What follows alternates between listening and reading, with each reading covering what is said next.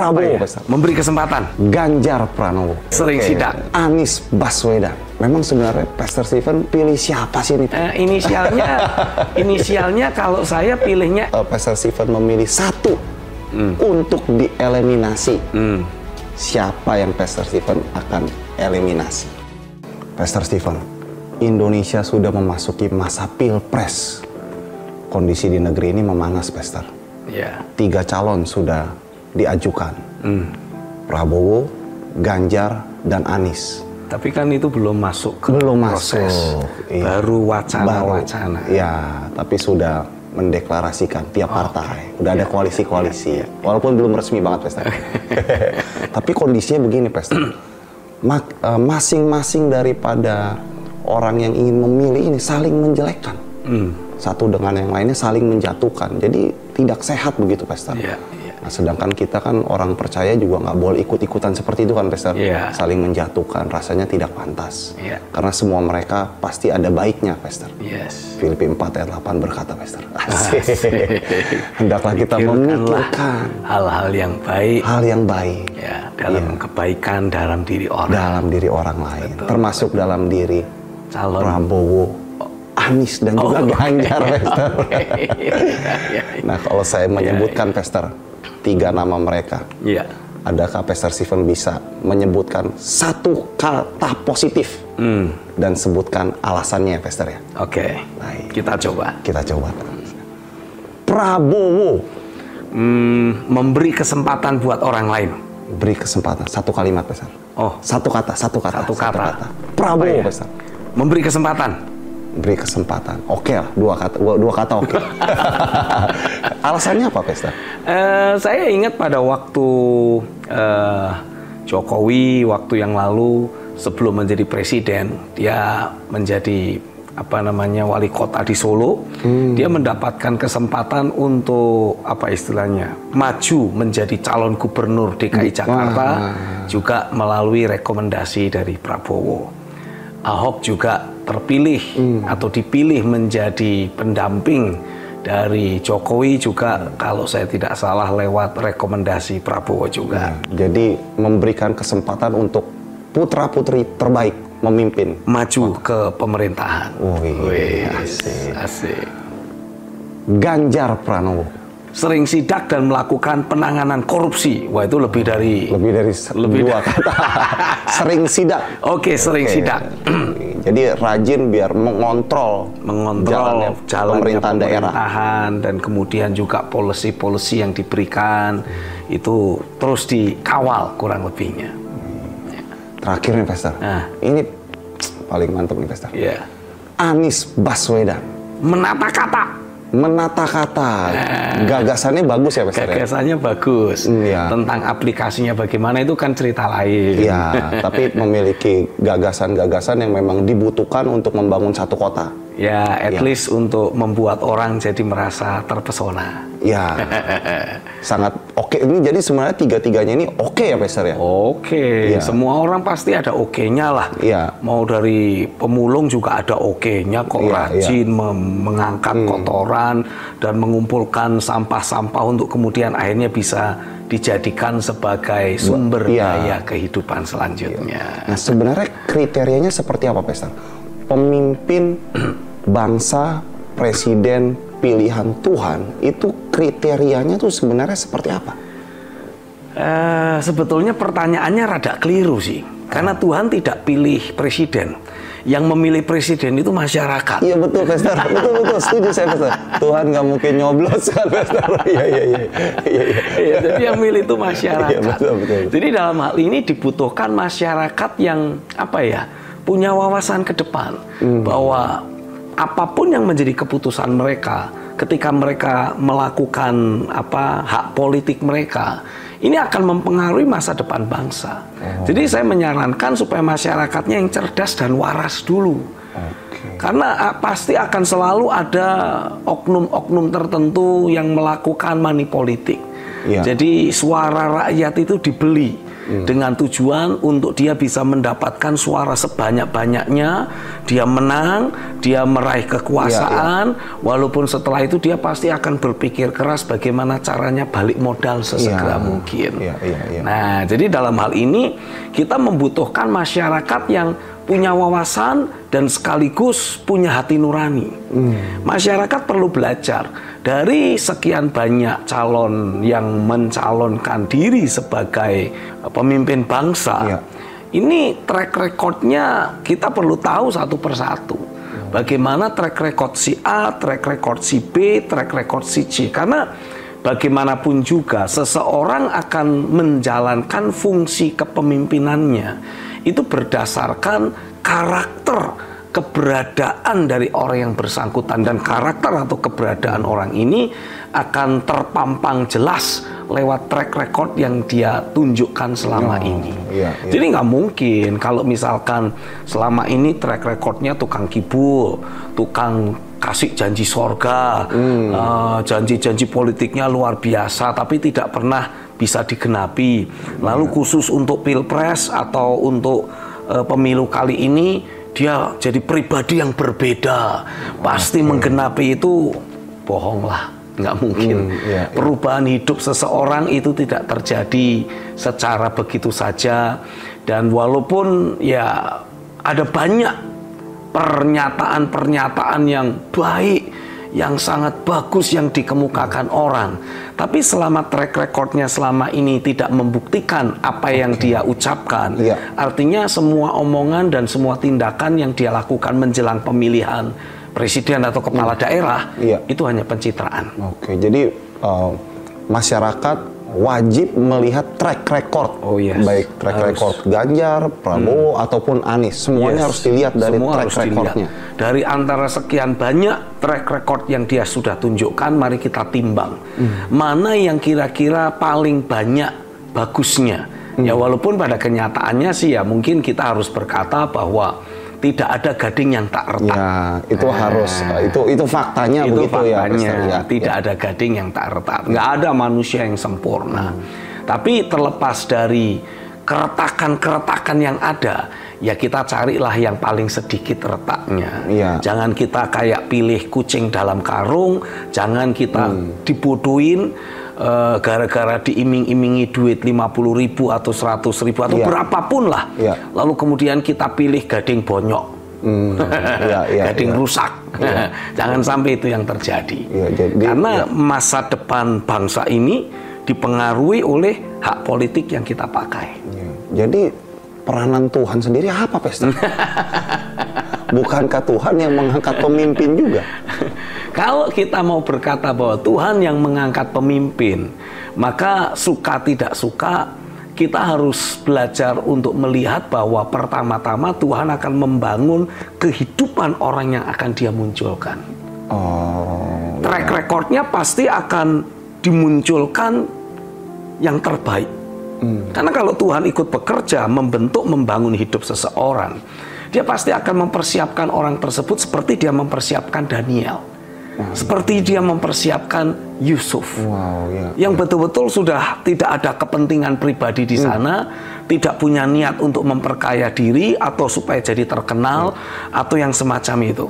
Dan apapun yang dia kerjakan pasti akan diperlengkapi dengan kemampuan yang unggul. Seperti Daniel, dia punya banyak lawan politik. Bukan berarti orang yang dipilih Tuhan semua jalannya lurus. Tidak. Daniel itu memang dipilih Tuhan, tapi dia itu punya banyak lawan politik, orang-orang yang tidak suka dengan dirinya. Tapi karena tangan Tuhan ikut bekerja dalam hidup Daniel, Alkitab menuliskan, Daniel itu membawa spirit of excellence dalam pekerjaannya. Jadi walaupun punya banyak lawan politiknya tidak bisa mencari dan menemukan kesalahan dalam diri Daniel. Dan integritasnya juga teruji. Integritasnya teruji. Sama dengan Yusuf juga. Sama seperti Yusuf. Cuman kan itu idealnya kan, Pastor. Apakah mungkin suatu saat nanti akan ada kepemimpinan yang seperti itu? Apakah jangan sekarang udah ada nih? Saya percaya Tuhan itu dengan cara yang tersembunyi, yang tidak terlihat, dia itu sedang terus mencetak dan membentuk kehidupan banyak orang. Mungkin tidak langsung untuk diproyeksikan jadi presiden mungkin kali ya, Tapi at least Tuhan itu sudah mempersiapkan orang-orang untuk memiliki lingkar pengaruh dan mempengaruhi orang-orang yang ada dalam lingkar pengaruhnya. Ya, kita bisa menyebut ini adalah pola kepemimpinan yang istilahnya apa? Informal. Bukan ada dalam lingkar kepemimpinan yang formal, yang mungkin harus melewati pemilihan dan sebagainya. Tapi ini orang-orang yang berfungsi mempengaruhi hidup orang lain untuk menjadi lebih baik. Sudah berdampak. Sudah berdampak. Dan saya percaya itu sudah cukup banyak. Ada banyak orang yang seperti itu. Hanya kita mungkin belum kenali saja. Dan tinggal tunggu waktunya. Tinggal tunggu waktunya. Orang-orang yang sudah dipengaruhi hidupnya secara informal ini, cepat atau lambat pasti akan mulai membandingkan dengan pemimpin-pemimpin formal yang tidak berfungsi dengan seharusnya, yang mungkin justru memperkaya diri sendiri, atau justru melakukan banyak kebohongan-kebohongan kepada masyarakat dengan cara tidak menggenapi apa yang dia kampanyekan. Nah, pasti otomatis masyarakat cepat atau lambat itu pasti akan tambah cerdas, dan mereka akan bisa membandingkan. Ini pemimpin formal, kerjaannya bohong melulu, nilep duit rakyat. Sementara ini yang informal kok berfungsi dengan luar biasa. Nah, udah kita dorong saja yang informal ini masuk ke yang formal. Disitulah kita nanti akan melihat bagaimana orang-orang yang memang sudah dipersiapkan oleh Tuhan jauh-jauh hari akan betul-betul berfungsi secara maksimal dan jadi solusi buat bangsa ini. Amin. Kalau saya sih minimal, Pastor, jalanan nggak rusak aja dulu, Pastor. Jangan sampai mobilnya angkut ya. Tapi kan kita juga bisa beli helikopter. Nah, Pastor, ini saya mau nanya lebih dalam lagi nih, Pastor. Dari yang Pastor jelaskan tadi, memang sebenarnya Pastor Stephen pilih siapa sih nih, Pastor? Siapa calon presiden yang Pastor Stephen pilih sebenarnya? Kalau Gideon bertanya, siapa yang akan saya pilih? Saya harus kembali pada pernyataan saya yang sebelumnya. Saya akan melakukan penelitian, akan bikin survei, akan menyelidiki, membongkar jejak-jejak digital dari pasangan-pasangan yang ada. Dan kita akan cari tahu mana yang paling sedikit retaknya. Baru itu saya pilih. Inisialnya udah ada nggak, Pastor? Inisialnya kalau saya pilihnya S. S ya? Nggak ada tapi itu, Pastor. Pastor Stephen sendiri. Tadi saya mau ganti nama si Deon tadi. Cuman kok kayak maksain. Iya. Tapi itu hal yang penting yang Pastor Stephen pasti lakukan. Lihat jejak digital, terus bagaimana integritasnya, kerjanya seperti apa, begitu ya, Pastor? Iya. Karena suka tidak suka seperti yang saya juga kemukakan di awal tadi, bagaimana seseorang memfungsikan fungsi kepemimpinan yang dia emban itu sangat dipengaruhi oleh jati diri dan keberadaan hidupnya. Nah, jati diri dan keberadaan hidup itu otomatis akan bermanifestasi. Dan itu kita bisa lihat, kita bisa tahu dengan jelas lewat rentetan berbagai macam peristiwa ataupun keputusan-keputusan yang dia ambil dalam kehidupannya saat ini. Dan itu adalah jejak digital. Itu adalah istilahnya apa ya? Track record, merupakan sebuah gambaran dari apa yang dia akan lakukan di depan ketika dia punya kekuasaan.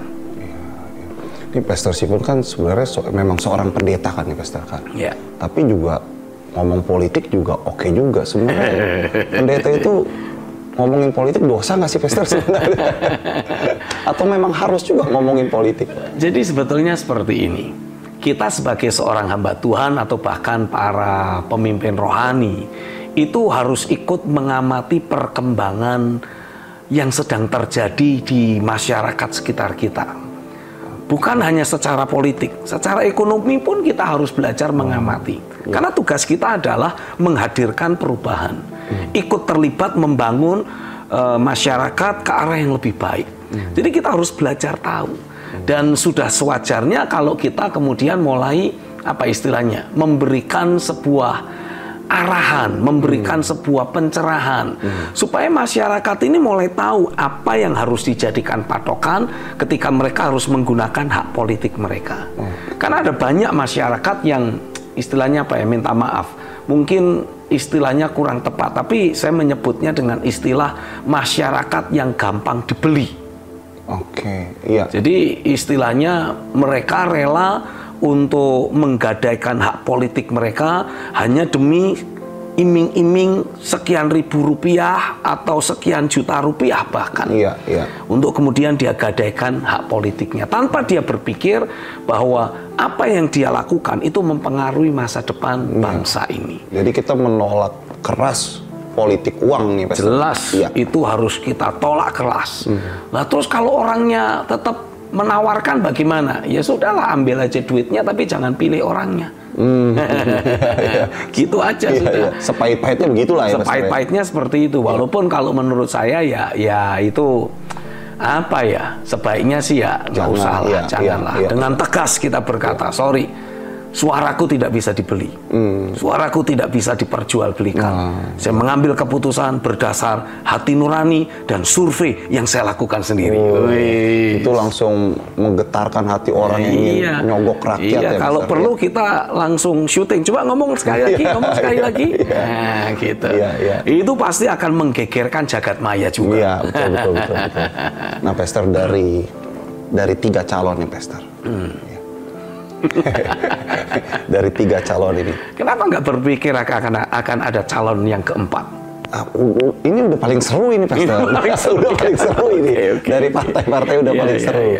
Tinggal nunggu cawapresnya. Nah, dari 3 calon ini, Pastor, kira-kira kalau disuruh Pastor Stephen memilih satu untuk dieliminasi, siapa yang Pastor Stephen akan eliminasi? Kalau saya harus mengeliminasi, walaupun sebetulnya yang berhak melakukan itu adalah Komisi Pemilihan Umum. Tapi ya sudahlah, karena untuk menjawab secara pribadi, untuk menjawab pertanyaan Gideon, saya akan mengeliminasi orang yang cuman bisa bicara tapi tidak bisa bekerja. Karena kita butuh orang yang bisa bekerja untuk membawa pembangunan dan kemajuan bangsa ini ke level yang baru. Pemirsa nggak usah mikir nyari yang mana namanya ya. Pokoknya itu 3 itu. Pokoknya nggak bekerja, yang cuma ngomong doang dan tidak bekerja. Tapi semuanya kita harus berpikir positif. Harus berpikir positif. Karena kemampuan berkata-kata itu tidak semua orang bisa. Iya, memang itu. Apalagi kalau sistematis, rapi, dan terpercaya, nggak mudah itu, Pastor. Butuh latihan bertahun-tahun. Tapi untuk bekerja juga tidak semua orang bisa. Nah, sementara untuk membangun Indonesia, ya minta maaf, untuk saat ini yang kita butuhkan yang bisa kerja. Gitu.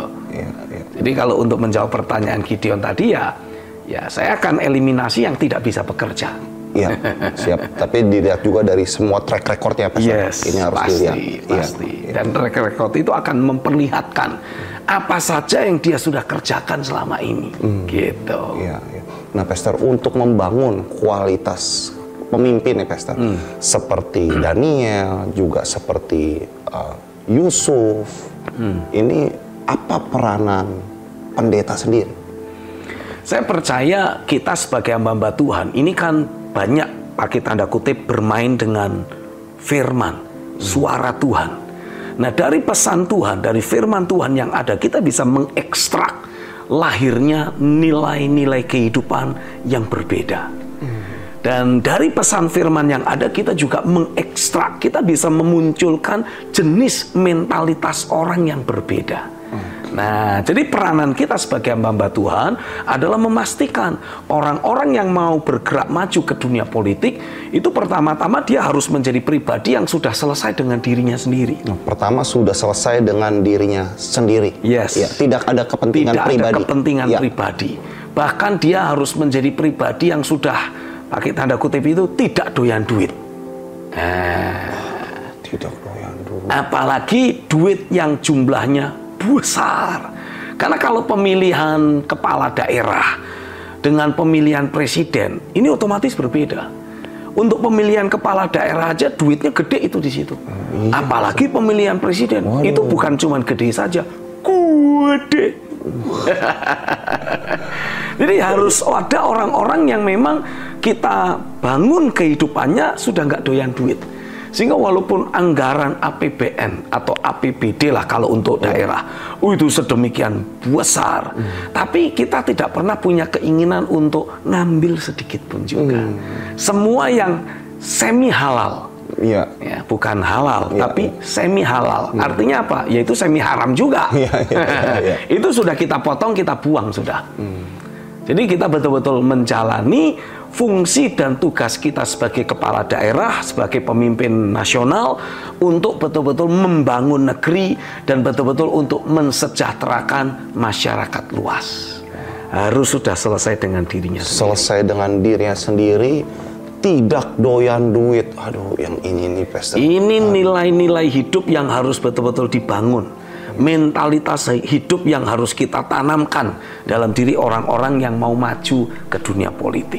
Ya mungkin saya harus bilang bahwa bukan cuma ke dunia politik tapi bahkan dalam dunia pelayanan pun para pendeta harus sudah selesai dengan dirinya sendiri. Bagaimana dia bisa melahirkan orang-orang yang sudah selesai dengan dirinya kalau dianya sendiri belum selesai. Iya, betul.